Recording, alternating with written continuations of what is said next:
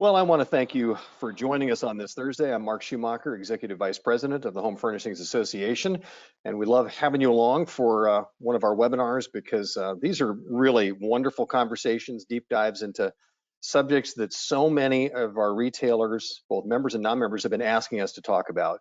And today we're taking a deep dive into e-com. And it's interesting, I want to just point out before I go any further that so many companies have said that they have literally stayed afloat thanks to e-com. And I think today we're going to learn a lot of those lessons why. Our guests today are Kenny Larson. Kenny is the owner of Slumberland, a very well-known chain of furniture stores throughout the upper Midwest. And also Jimmy Ellens joins us. He is with Sheely's. It's a single store operator in Ohio. First of all, gentlemen, quickly, thank you for joining us. I appreciate that very, very much. We're happy to have you guys along. I do want to mention that, of course, this webinar is being recorded. So after it's done, it'll be posted on myhfa.org/COVID-19. That is our resource page with everything you could possibly want to know relating to this crisis. So please make sure to check that out. And by the way, on the right side of the screen, you can certainly ask questions at any time. So please enter those questions and we will get to as many of them as we can. But we start today knowing that brick and mortar, those that have reopened, are doing extremely well right at the moment. And let's just, before we get into the e-com, I'd like to start there because I always think it's great to get some positive start to this whole thing. So let's get an idea. Kenny, what has it been like, and are you surprised with what you're seeing right now as your stores are reopening? Well, it has been a good start to the recovery, and I would say, Mark, it is a little bit of a surprise going into the shutdowns. As I was networking with other peers and suppliers, I think everybody felt that that was going to be a slower recovery, down double digits for some period of time, and then have it come back maybe through the summer, maybe by Labor Day. And it really feels like from almost the day we opened that we were back to last year's levels for the same time period and above. I think it's important to say, though, that it's not through traffic, it's a lot through the close rate. So we are not back to last year's traffic numbers, but the people that are coming in are there for a reason. And whether it's by appointment or just coming in, our close rates are probably 2.5, 3 times higher than normal. So people are coming in to buy, no doubt about that. Jimmy, what are you guys seeing? I agree with Kenny.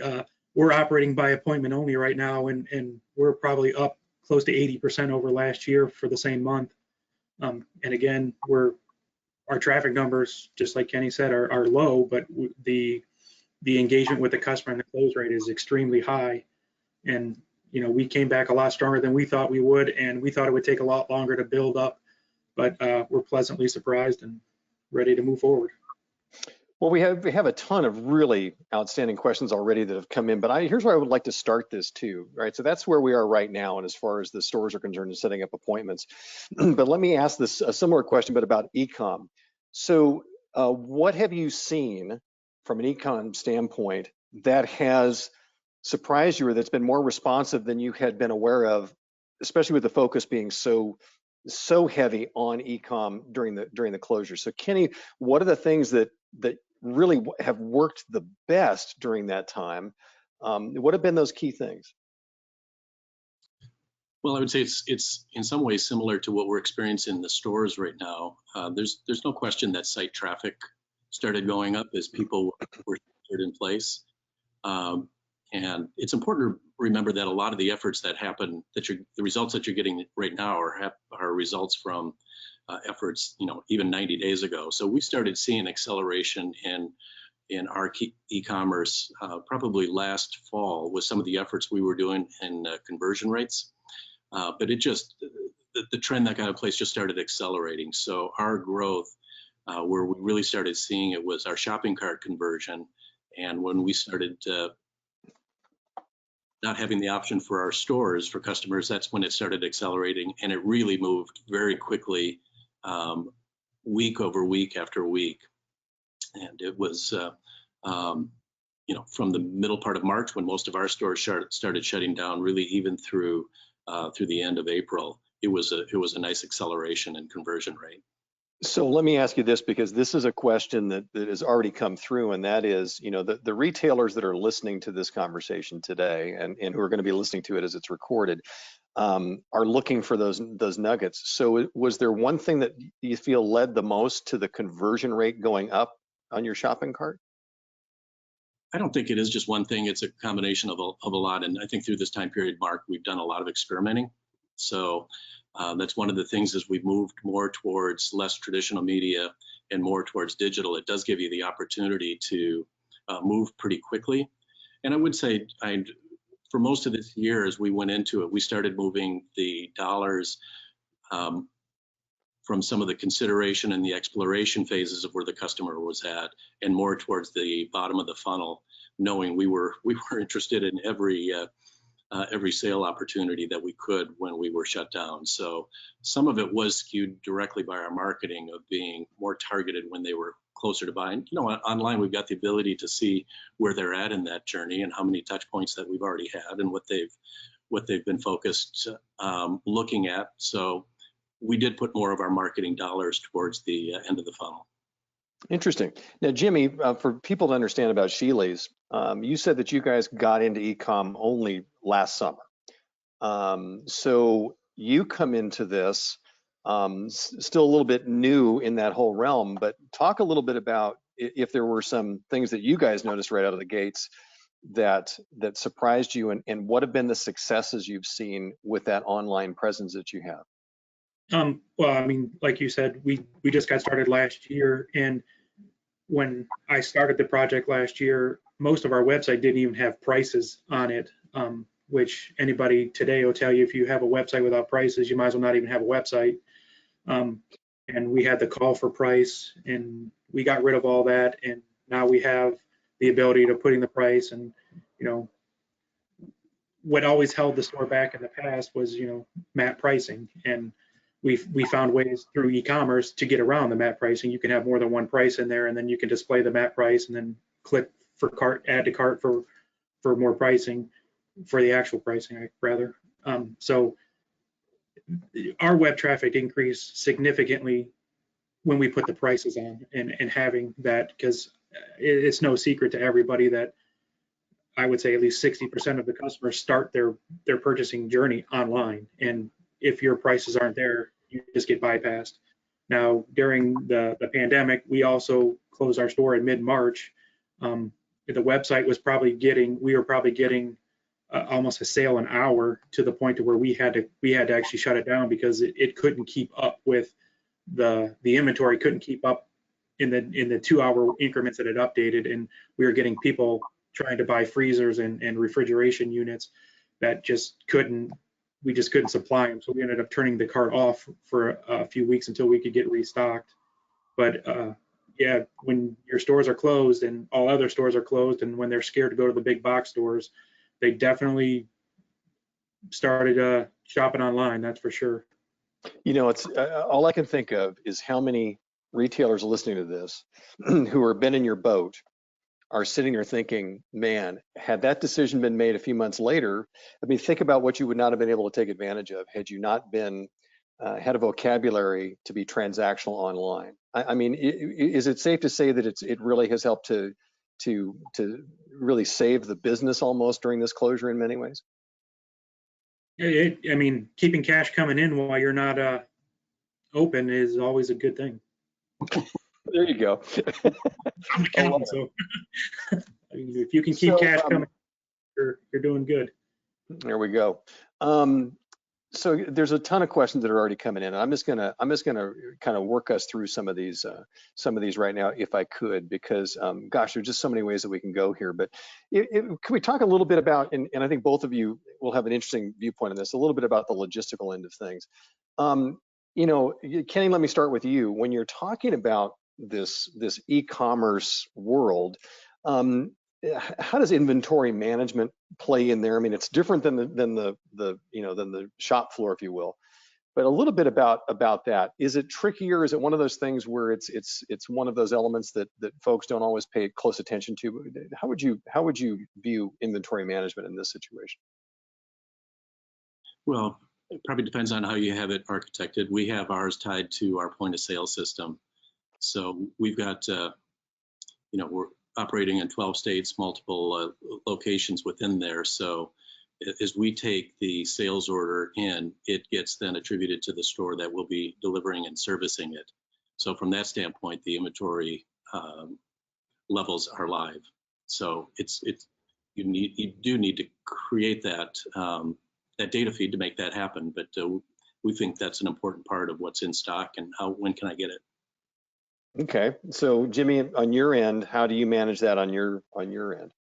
Well, again, we're still implementing it, so we actually don't have the shopping cart integrated back into the to the point of sale. The point of sale feeds to the shopping cart, giving the prices, the inventory levels, but we don't actually book the sale yet until somebody enters it here. We're still integrating it. The plan is to someday to be fully integrated, and then the inventory would update. But the way ours works right now is we send out a signal every 2 hours to update the inventory and the pricing. And that's where we ran into a little bit of a problem during the shutdown, was that it wasn't updating fast enough to tell the website that the inventory wasn't there. All right, so this is a key takeaway already from this conversation, is that as you're becoming more and more fluent on e-com, connecting it to inventory, I feel like I'm hearing from both of you that if you can do it is critical, just because you could actually, in your case, run out of something. Is that fair to say? Yeah, and we also set our quantity levels too. So if we have less than 2 in stock, it doesn't show available in stock online. So that's typically how we've gotten around it. I mean, we don't typically sell 5 of the same freezer or refrigerator in the same day, let alone the same hour. So it is kind of an extenuating circumstance, but it's definitely one that we have to be aware of now. And Kenny, from the standpoint of shipping, tons of retailers asking questions about that aspect of it and how you kind of, these two things kind of meld together. What have you all done to try to make that as seamless as possible? So again, the store that is responsible for that will either deliver it or have it available in the store to be picked up by the customer. At this point, we have limited our deliveries to the 12 states where we're in. Through our store network, we can get within all of those states within a couple of days. So that part flows well, but we have not gone out to the rest of the country yet. We are looking at direct to consumer and have put some things in place to be able to do that, but we are not there yet, Mark. Have there been any in this current situation we've been in the last couple of months, have there been any hiccups, any concerns related to the delivery piece? It seems to be something that's really on the mind of most retailers that are asking questions about e-com. I think the biggest challenge was during this, we did make the decision to suspend our white glove or our in-home delivery, and we limited it to just doorstep.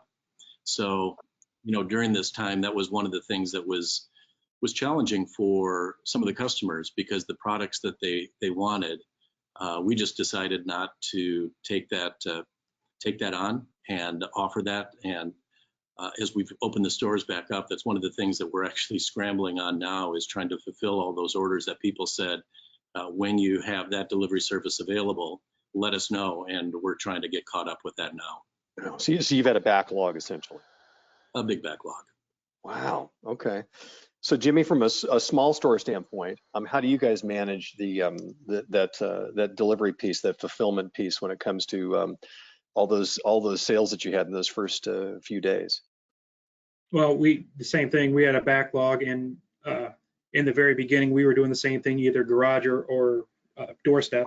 We wouldn't go in the homes, and we made an arrangement with the customers to basically, at a later date, if you want us to come and install it or haul away the old bedding or things like that, we would come back.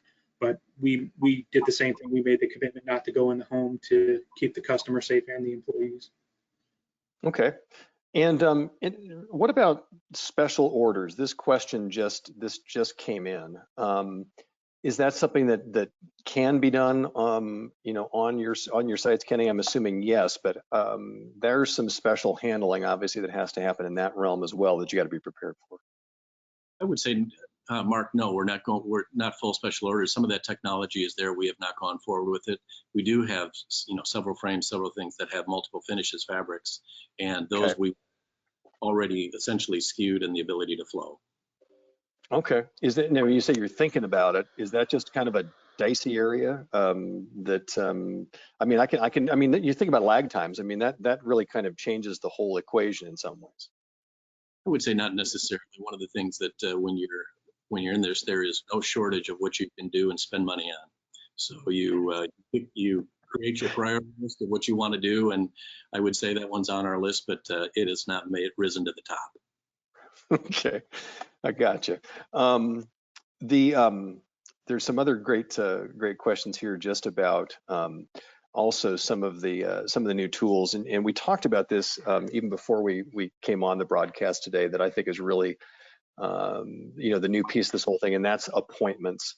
And there's a question that came in. It said, how have you pivoted to appointments with the e-com, and how have these things melded together? And Jimmy, I'll start with you. I think what they're asking is that we think about e-com as transactional selling, but there's now a lot of this referring to people to that next step, but it could be an appointment in the store. How have you guys dealt with that, and what have you seen as far as some of the successes there? We actually experimented with that during the shutdown. Our web browser gave us the ability to book an appointment online or make the request for an appointment online. We were seeing 200 a day coming in. I mean, it was unbelievable how many requests were coming in. It's definitely worth looking at, and we're still only operating by appointment only, and all of my salespeople are booked every day. We're planning on carrying that through Memorial Day, just as a kind of a test of all of the let's call them sales holidays. Memorial Day is our lowest, so we kind of felt comfortable experimenting with this one. So we're actually going to be only appointment by appointment only for Memorial Day for the first time ever. Yeah, but if you've got a 200 a clip, that's incredible. I want to remind people watching this that Sheely's is a one-store operation. That's incredible. Kenny, what about appointments as far as y'all are concerned, and how have you been managing and working with that need? Yeah, we moved to appointments really early on, in part because it was one of the ways that we were able to open up early in Minnesota before the governor had released the executive order to end. And we wanted to do that to be able to say we can do this safely, and believe that we should be able to do that and be open. So I think it's a good reminder, though, when you think about what the customer really wants and not think about it from your perspective. So whether they want to text, whether they want to call, whether they want to come in, if they want an appointment, if they want to just show up, I think figure out all of those things that they're interested in, do that. Are you surprised? I think it's great, by the way. That's terrific advice. You have to meet them where they are. But as far as the appointments go, how do you feel about how that's working on the scale of your business? How do you feel that that's fitting? That's been great. I would tell you it has varied a lot from location to location. We have had some, probably not as many as Jimmy has indicated, but we've got some that right from the beginning started making appointments, and we've had some that haven't made any. And I can't tell you if that's just based on how each market feels about that particular situation. But it has been a clear part of our marketing messages, and I think it's going to be a relevant message for a while, Mark. I think there's a group of people that when you say by appointment, it gives them a sense that, and maybe another layer of safety, because that is one of the really big concerns right now. And there's a portion of it that we will limit even the number of appointments we'll do for the most vulnerable or early in the morning before the store opens. So, even as we come out of this pandemic, and I know everybody's cautious to say it's not over yet, but I think it's going to be a relevant message for a long time. I think one of the reasons why I feel more optimistic about maybe the longevity of this is that the traffic levels are still so low. There is a significant group of people that have not ventured out yet. So, which is why I think we need to provide all of those options of how they're going to feel safe coming into the stores. Isn't that fascinating, though, that you say that you've got some stores that appointments have just not caught fire and others that have? You know, that's a real interesting, I mean, we're not going to have that answer today, but what an interesting quandary for you guys to think about. And especially if you're doing similar marketing in all these, in all these markets. I guess there's really no way to put a finger on that, is there? No, and I think as long as you have it as an option, and you're talking to the customer in the way that is relevant to them, I think it's up to them to decide. And you know, it's interesting too, because appointments, you want to talk about one of the least expensive things that you have to, that you can provide. You know, it doesn't require any particular big bells and whistles. It just you need to be offering it. And Jimmy, your numbers just are mind-boggling when it comes to the number of people that are asking for the appointments. Are you, and I'm going to, no advertising. We're not even advertising. It's only social media right now. wow. We canceled all advertising. This is just, it's so counterintuitive, isn't it? I guess my question is that, and let me throw this out to both of you, and it's going to be a sales question because we got to pause switch for this because I just can't not go there. Let's talk about what kind of a lead that is too. So when you got somebody coming in, Jimmy, when you got people coming in appointment only, I know that the transaction levels are much higher now, but are you guys talking to that sales staff about what an opportunity this is, what an unbelievably warm lead this is, and is this part of the conversation now as to how you cultivate that customer from there on out, regardless of if they buy at that moment? Absolutely. You know, we're qualifying the customer when they call in, and you know, if it's something we can handle on the website or over the phone, we're doing it. But we have dedicated 2 or 3 people that make appointments all day long for our sales staff. And I have 30 associates, and we typically, most of them, it'll be an hour to an hour and a half is the appointment time. Some of them, it's 2 hours.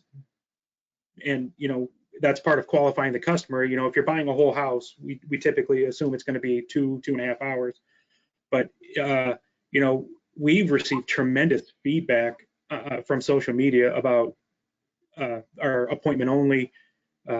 They're very happy that we care for our customers. That's kind of the impression we're getting from the customers, that they feel this is an additional step to keep them safe. They appreciate us sacrificing profit for their well-being. So anybody that's considering doing appointments, I would really encourage them to take a strong look at it. Appreciate that. I want to remind people just tuning in that this is our webinar where we're doing a really deep dive on e-com and what's working and the new landscape. And joining us are Kenny Larson from Slumberland and Jimmy Ellens from Sheely's. And want to just remind you that you can certainly provide some questions on the chat box on the right side of your screen.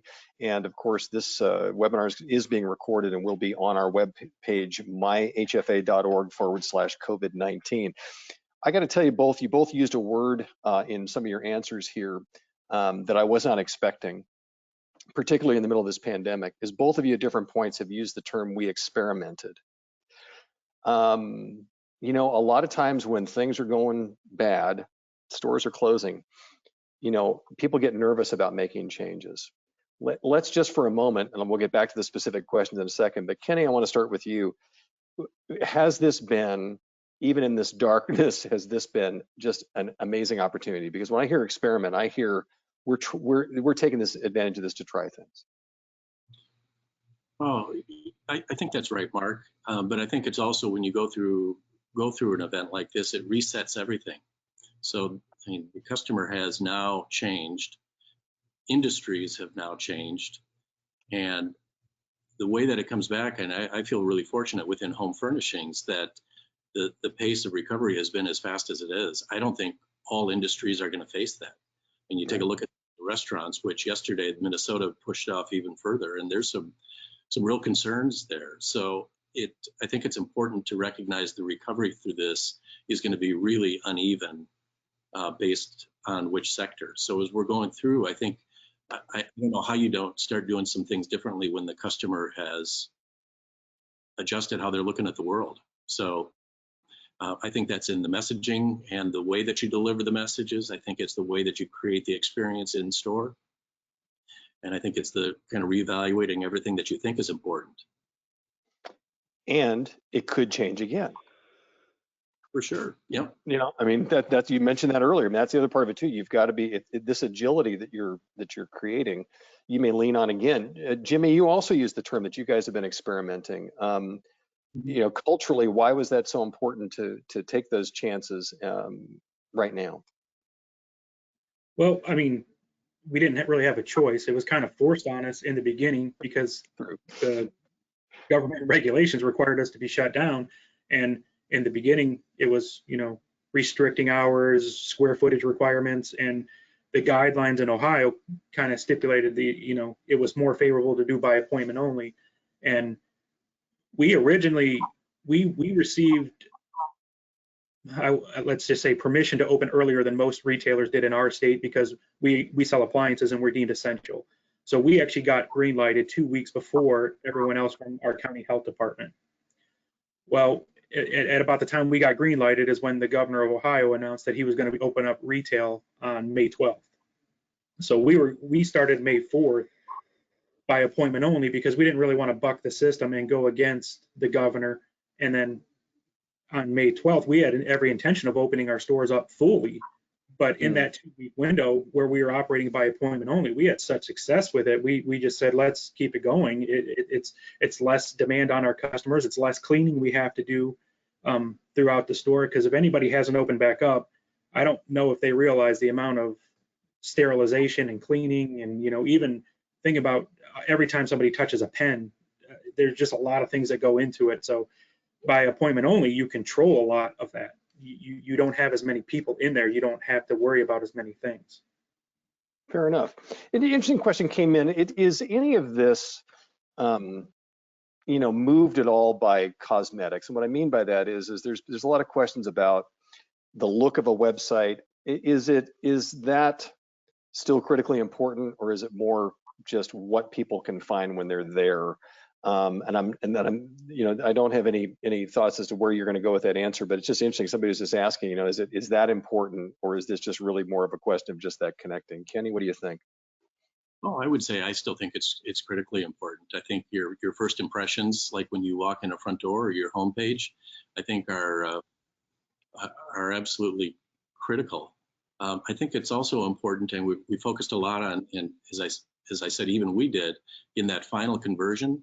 But there's multiple visits to the site, and I don't think if you're providing a great experience on the front end of whether it's more inspiring photographs or having the right content or whatever they're looking for, if you don't do that well, I don't think you get the shot at them later. So it's not they just come to the site, click on an item, and say, "Yep, that's what I want. I'm going to buy it." I think there's multiple touch points along the way, plus all the digital marketing that has happened up to that point. So I would say, Mark, it's still critical. It's not just transaction or nothing. Is this really about, it was Keith Koenig last week that said it about the fact of the visits online are the new door swings. So do you have to look at it that way as, just as you would put as much attention as to what that experience is like when the customer comes in your front door, that it should be the same online? Is that fair to say? Jimmy, you want to take that one? Well, it is. I mean, you want them to have the same experience, whether they're in your store or online.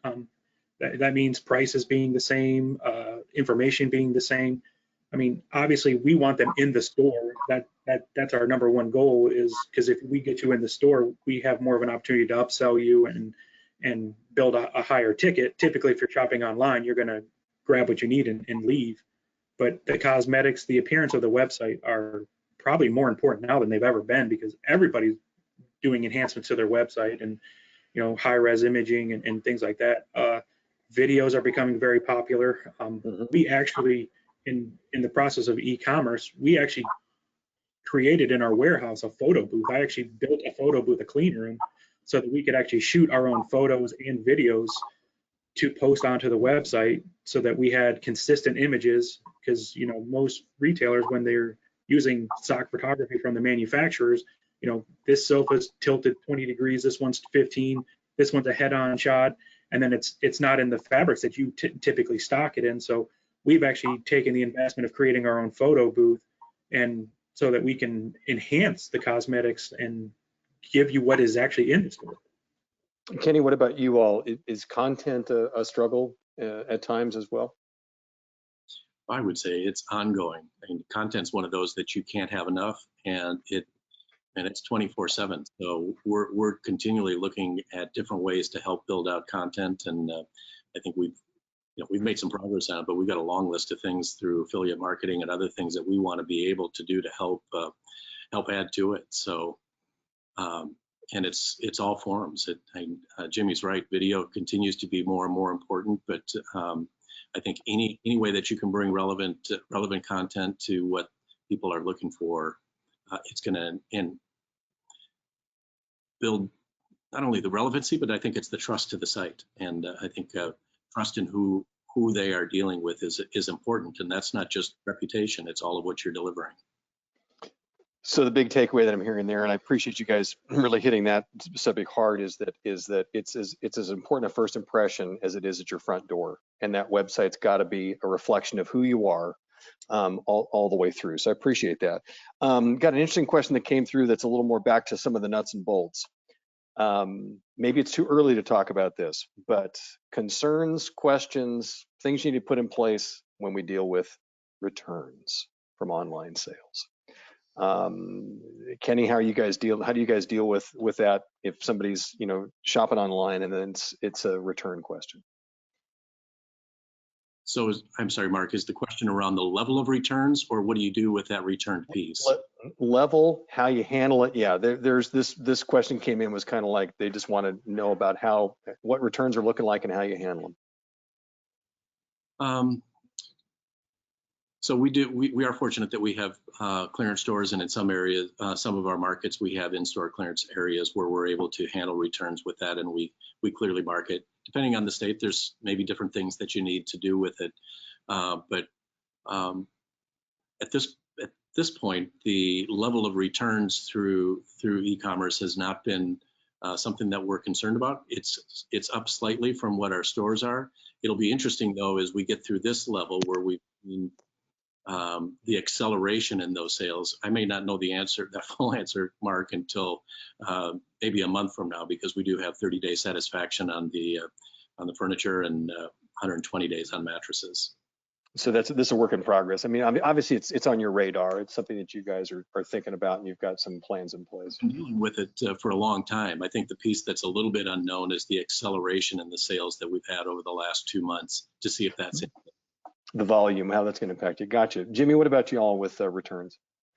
We don't experience a lot of returns on our e-commerce site. One of the things that we do, and this is one of the reasons why we don't have the point of sale system linked directly to the shopping cart, is we actually have a sales associate or a sales manager call and qualify the sale, and ask the questions that measuring the doorways, the hallways, and all that, and getting the dimensions, and it also gives us the opportunity to sell the protection plan if they didn't buy it in the cart and things like that. So we actually experience a low level of returns because we take that extra step to qualify it. Okay. Good. That's because the returns are obviously a concern, but they're just a part of the landscape. You really can't avoid it. Here's a great question. What do you guys think? And I'll just throw this one out here. This will be a toss-up. What is the single biggest improvement a furniture retailer can make to close more e-commerce sales? That question has come into us. What's the one thing they can do to close more online sales? Well, I'll jump in. I'm not sure if it is the most, Mark, but it's one that we've been spending a lot of time with. Keith touched on it last week, and that's in the area of text. So I think the ability to chat online, we do know that the people coming in, that is probably their preferred method of communication. We do have a 1-800 number that is an option too, but I think not only having that text capability, but having some of your best people on that is one way to really drive the closing rate. Our conversion rate through text chats is up significantly. Okay. Jimmy, what about y'all? I mean, probably the most basic thing you could do is reduce the number of clicks on your website. Make it as easy as you possibly can to add it to the cart and check out. Streamlining the process has always led to higher sales conversions online. Now, you mentioned, Jimmy, that you have salespeople, 2 or 3 that focus on this, and Kenny, you just mentioned you have some too. How do you both deal with the commission structure? That's a question that has come in, and I know that we've talked about it in some past webinars as well. But how do you handle that piece of it as more attention is going toward those areas? I missed you were breaking up. I didn't hear the question. Oh, I'm sorry. Commissions for those that you have focusing on those online sales. How have you structured that? Knowing that there's more importance with dealing with those folks that you're connected with online. Our commission structure is the same. In our system, they have the ability of marking the sales associate they were working with, and if that sales associate's marked down, then that sales associate gets the commission. Typically, it all depends on who handles it, which is one of the reasons why we have the sales manager or somebody who's familiar with the product who's not typically a salesperson doing just a true e-coms. That's one of the benefits of e-com is you're not paying that commission. The expense you have going into creating your e-com site and maintaining it is offset by the commissions you don't pay. Sure, but for those that are working the phones that are there, that are that the body on the other end, you're saying you keep the commissions the same, whether it's something they transact with somebody over the phone or whatever it might be, as well as in the store, correct? Mm-hmm. If it's somebody they worked with in the store or one of their prior customers, then they get the commission the same as if they came into the store. Okay, Kenny, what about you guys? They're the one that follows up with the customer and facilitates the sale. Gotcha. Kenny, what about you? We would be similar. We certainly have e-commerce orders that they just go to the site, never come into the store, don't chat, don't have a phone call. They just click on and they buy, so there's no commission. We give the opportunity, though, for people to select a salesperson that they work with. So even if they do go home and order it and had worked with someone, they've got the ability to do that, and then they would get their commissions. And if it's on the phone or chat and we're able to get the sale done at that point, they would get their commissions. Good. Important point for a lot of people that are, because let's face it, this situation that we're in right now, there are more of you retailers that are putting, not just a warm body on the other side of there, but you want one of your better salespeople. Is that fair to say? I mean, Jimmy, I heard you say sales manager. If you've got somebody communicating with an online customer when that came in, it sounds to me like you want to have one of your heavy hitters handling it. Is that fair to say?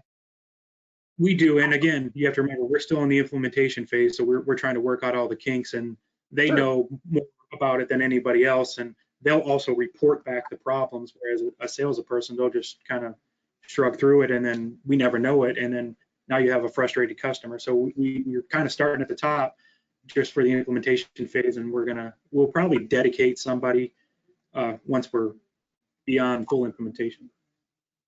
Yeah, Fair enough. That's one of the lessons learned for us is that when the stores were shut down, we had a large group of people that were able to take chats and calls. So we did have our best people on there. And I think we are rethinking what that looks like going forward now, knowing how important that customer experience, whether it's chat or on the phone, is. I want to remind people. Oh, sorry. Go ahead, Jimmy, please. One of the things you have to watch with the chat and the online communication is, most of these sales come in after the sales associate's off the clock. So you have to watch how much time you have hourly employees spending, which is another reason why we lean towards the salaried managers, because if the request comes in at 9 o'clock at night, I don't have to worry about paying them overtime or violating labor laws. So. Fabulous point. I want to thank you, and I'm sure there's a lot of people on this call, on this webinar that are going to thank you for that. That's a great point from a risk standpoint as well as a cost standpoint. I want to remind folks that we appreciate you joining us on our webinar today here at HFA. Kenny Larson is joining us from Slumberland. Jimmy Ellens from Sheely's talking about e-com, which has become so critically important. This webinar is being recorded. I want to mention that to you. It's going to be available on myhfa.org/COVID-19. Let me ask you this: with this move to appointments, and again, this is an e-com issue because they're starting there. Is it changing? Will it change your brick and mortar approach? Or anything about the brick and mortar stores based upon that, or is it just still a gateway in? Kenny, do you think there's going to be any changes to what that environment looks like that those online customers that you've engaged on your e-com site, that they're coming into the store? Ask the question a little bit differently, Mark. Is it just in relation to the appointments, or are you asking about what the store experience once they come in is? Like, whew. So I think it's, well, let's tackle both of those individually. I mean, obviously, if you got somebody coming in to set an appointment, to Jimmy's point, and they're pre-qualified, they're pre-qualified. You kind of know what they're going for.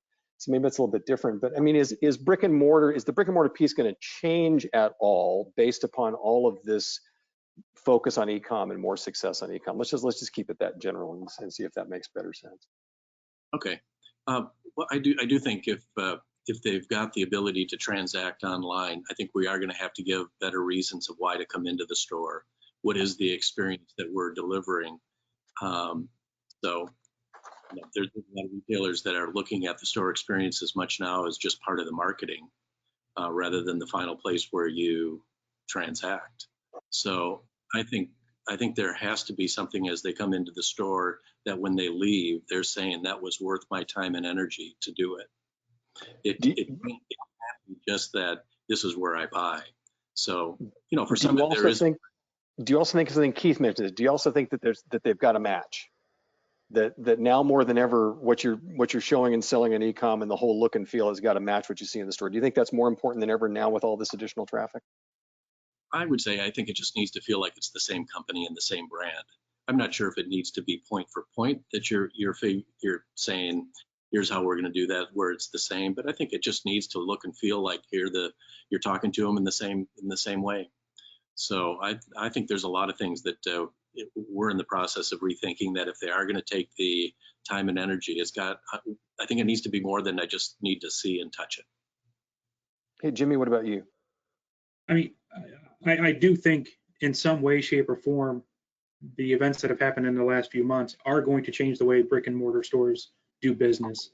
I think we've conditioned the customer to buy online, and I think they're more comfortable now buying than they have ever been. They've bought more online in the last few months probably than most people ever have.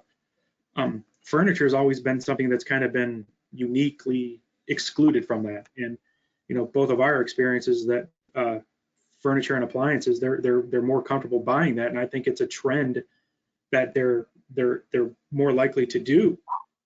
And especially when you start breaking down your demographics, the younger customer is definitely more willing to buy that online than the older customer. And traditionally, we have a much older customer base, but we launched the e-commerce site to start gathering data and information on the younger customers.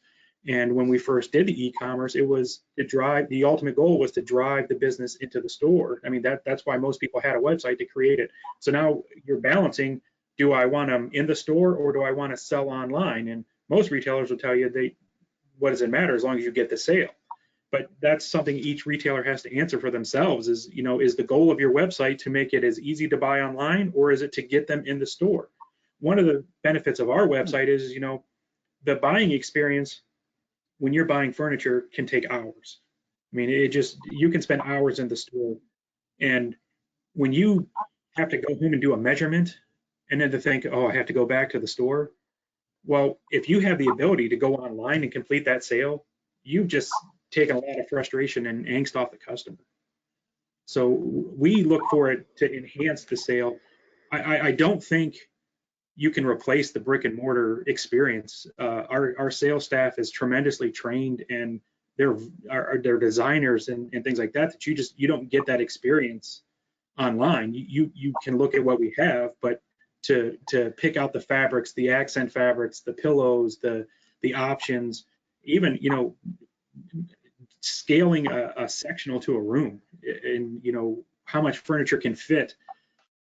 Someday I hope that we can do all that online, but we can't replicate that online right now in our instance. Fair enough. I had a question that just came in. I'll throw this to Kenny first. Do you record any of the chat documentation or anything like that so that you can use it as a training tool with a sales associate after the fact?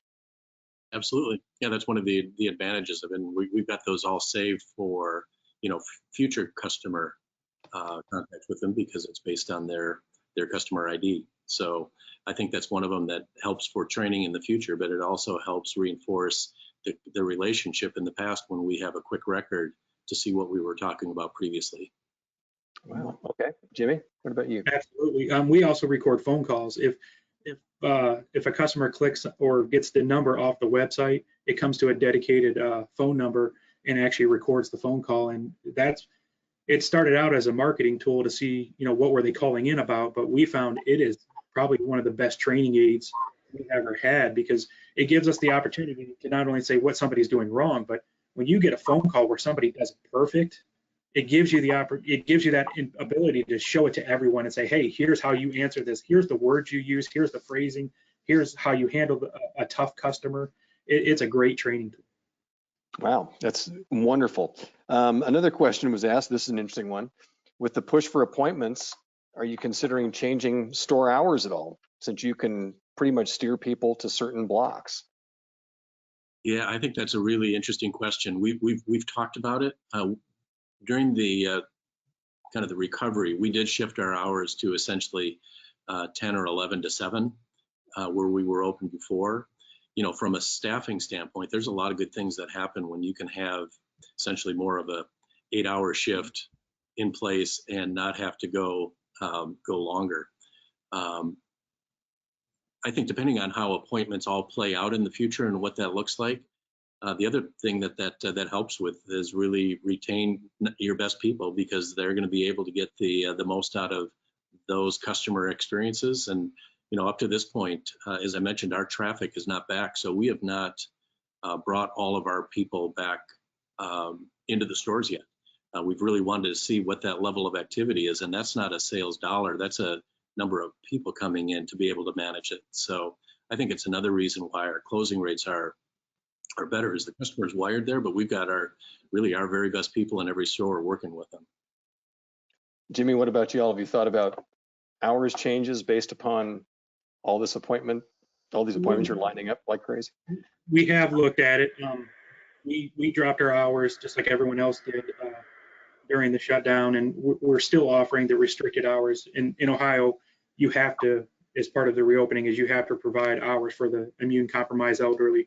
So from 9 to 10, those appointments are reserved for the elderly, immune compromised, or people who are really scared about going out. We'll allow them in there too. But we have an 80,000 square foot store, so we're able to let you spread out pretty far too. So when we can kind of tell that to the customers.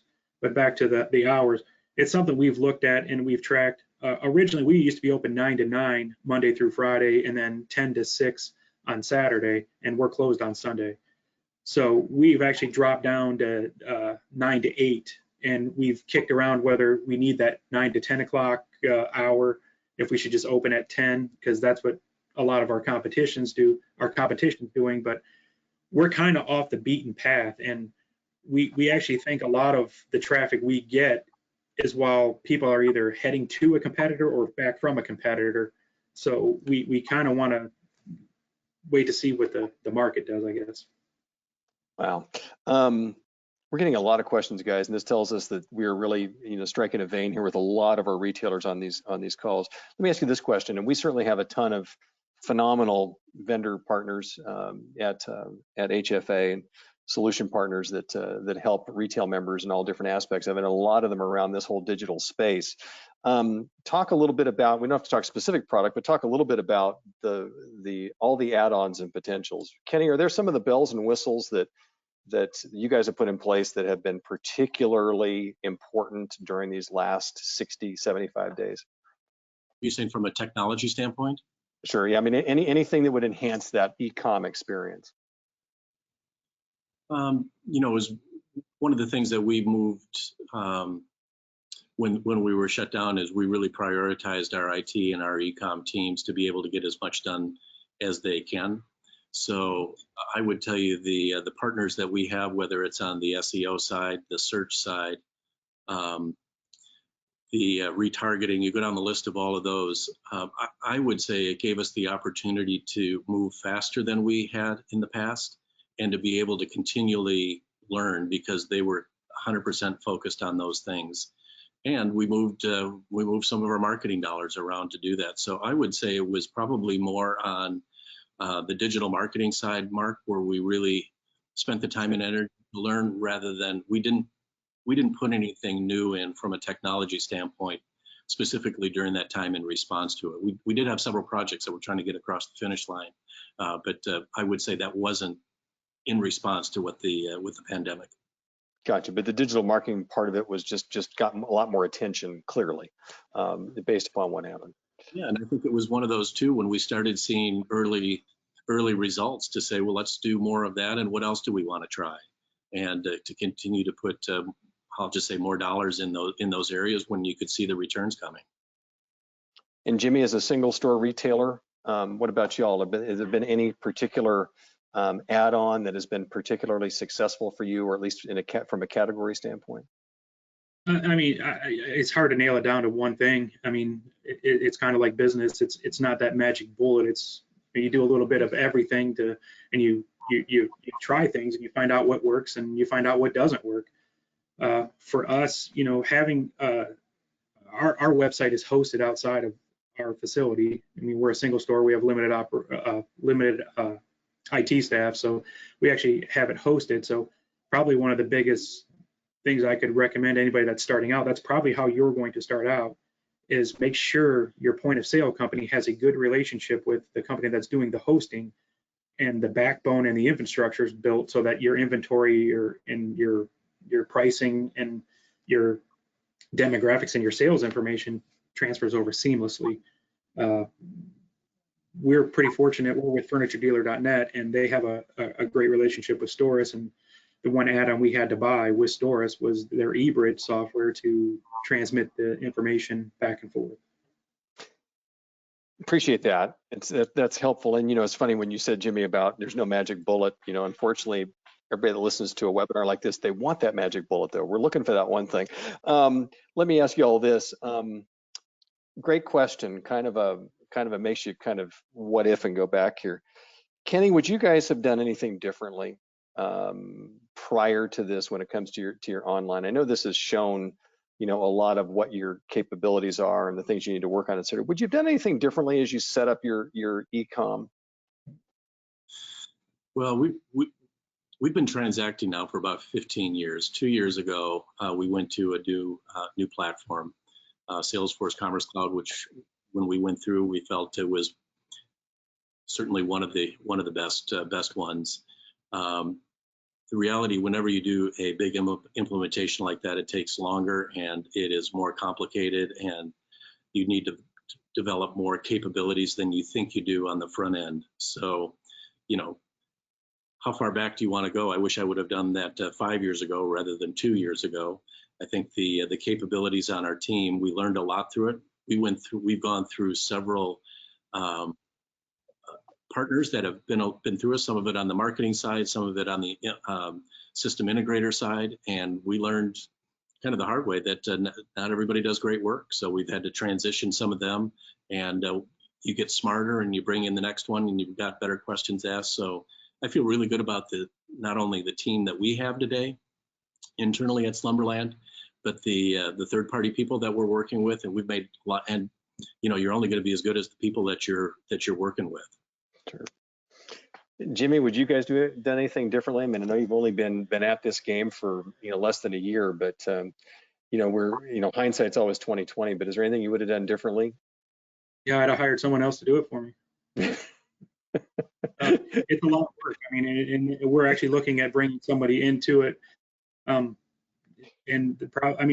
the team is probably the most important thing you can do, whether it's your internal team or your external team. But piecing through it, and it's a lot of work, and it's a lot of things. But once you get it set up, it flows. I mean, it just does. But getting everything in there, for us, trying to create the consistent brand message is probably the most important thing.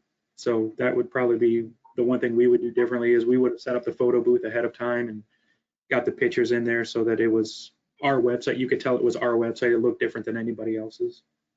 And to remind people, Jimmy works for a single store retailer for Sheely's, and so for all of our small and mid-sized folks, this is it's a great template to understand. It's great to get these things prepped in advance to be ready for it. As we work toward the end of our hour here, guys, Kenny, I want to ask you a question, and I'm going to put you on the spot here with Jimmy in the box next to you here. Have you heard anything? I mean, you have a super successful business, and we're thankful that you're on with us today, and a great retail history that you have.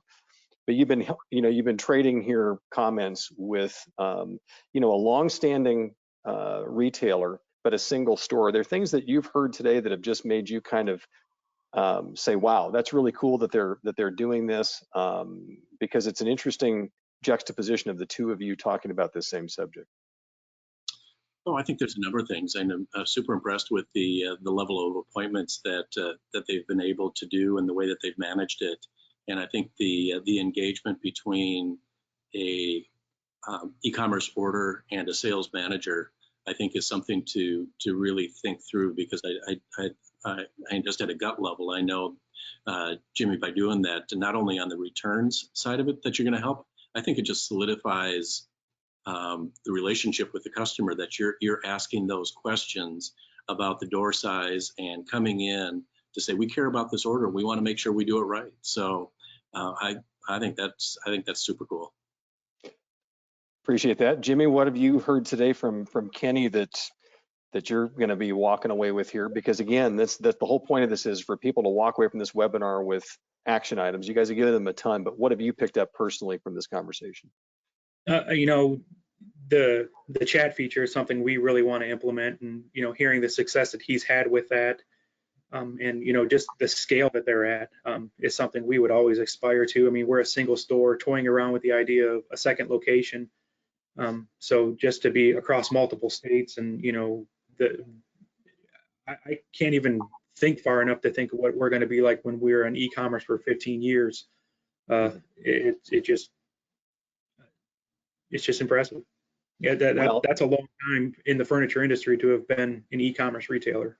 But it also shows, I want to point out something really important though, and I want people to walk away with this, is here you're sitting here, however, with a very young transactional e-commerce site. You're still building things, and you guys are having really great success. So there's a real great point here that says, you can jump in. There's a lot you need to think about, and you guys have given everybody some great thoughts today, but you can jump in and be successful. And then and Kenny, on your side, from even a mid-size on up, the point of the matter is, and again, is don't just sit there. You guys have been amazingly active in looking at what you've had there, and you've used this time to tweak and to get better. Philosophically, does that not sound like a great thing that everybody should do going forward, regardless of the size of their business? Oh, I agree. One of the things that I was going to say during this time too that has been interesting, when you have a crisis in front of you, a lot of it is going to say, how is the team going to respond? I would tell you, our really proud of our team in terms of coming together. It's not fun furloughing people and shutting stores down. It's more fun opening them back up. But during that time, team came together amazingly well to say, this is what's in front of us. We got to move quick, and these things to navigate these times. It hasn't been done before, so we got to figure it out and go. And I think that we were able to get through this as well as we have is a testament to a lot of people coming together to make that happen. Well, I appreciate that, and I want to mention to everybody that during this crisis, we have brought these webinars and many other aspects of what we do at HFA for everybody in the industry, all retailers. And however, I want to point out that both Sheely's and Slumberland are members of the Home Furnishings Association. You'll notice on the right side of your screen, we have a handout. It says HFA Benefits Guide. Please feel free to download that, because that's going to give you an idea about all of the amazing partners we have, the services we can provide to help you as a retailer, whether you're as large as Slumberland or you're a single operator like Sheely's, it doesn't matter. We serve everyone, and we would encourage everybody to be a part of the Home Furnishings Association moving forward. We have an awful lot to offer. I want to also remind you, this webinar was recorded. Please share it. myhfa.org, you see it on the screen there, /COVID-19 is where we have our resource page with this webinar, past webinars, and just to kind of put a little something on your calendar, next Wednesday. We're having it on Wednesday this next week, but we're going to be really going into the whole aspect of now with all you heard today, where should you be putting your advertising and marketing dollars? What should that messaging look like? And we've got a couple of really tremendous guests next week. Irv Blumkin with Nebraska Furniture Mart and Jeff Child with RC Willey will be joining us to talk about that and to take a deep dive and to take your questions. But gentlemen, first and foremost, thank you so much for joining us. This has been a huge value, I think, to everybody who's been watching today, and appreciate that very, very much. And look forward to hearing more success stories. I think you've given us such a positive spin today on everything that I think people need to walk away from this feeling really, really well about how things are going. Jimmy, any last comments you want? I'm going to give you one of the last words here. Any last thing you'd like to say?